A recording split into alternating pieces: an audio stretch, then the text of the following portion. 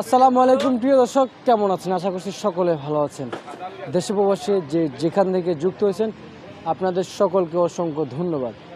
দর্শক, পেঁয়াজের পাইকারি মার্কেট থেকে সরাসরি এসে সাব্বির খান আজকের বাজার দর আপডেট নিয়ে এবং পেঁয়াজের সেই তথ্য নিয়ে কথা বলবো। দর্শক, আজকে হালকা অনুসারে কমেছে পেঁয়াজের দাম। দর্শক বন্ধুরা, আজকের বাজারে কেন পেঁয়াজের দাম কমলো সেই তথ্যগুলো আপনাদের সাথে তুলে ধরবো দর্শক বন্ধুরা।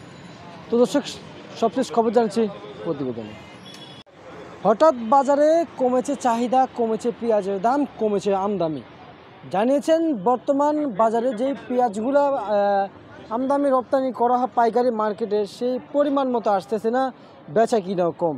তবে হাটে যেন অতিরিক্ত চাহিদা বেশি।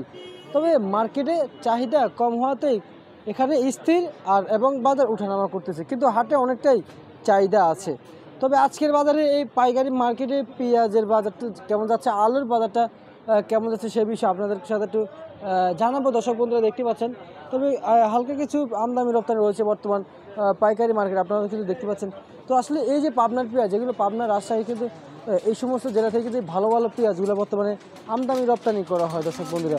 আর একটু নিয়ম কোয়ালিটি আছে ফরিদপুরের পেঁয়াজ, কিন্তু এগুলো কিন্তু এই হালি পেঁয়াজে তো হয়তো একটু ভালো একটু খারাপ, একটু কোয়ালিটি আছে, কোয়ালিটির উপরে বর্তমান বাজার দর ডিপেন্ড করে। তো আসলে এই যে লাল স্টিক বর্তমান দেখতে পাচ্ছেন, লাল স্টিক কিন্তু বর্তমান পাইকারি দামে কিন্তু বর্তমানে বেচা বিক্রি হচ্ছে। আজকের বাজার সর্বোচ্চ 47 থেকে 48 টাকা দর্শক বন্ধুরা।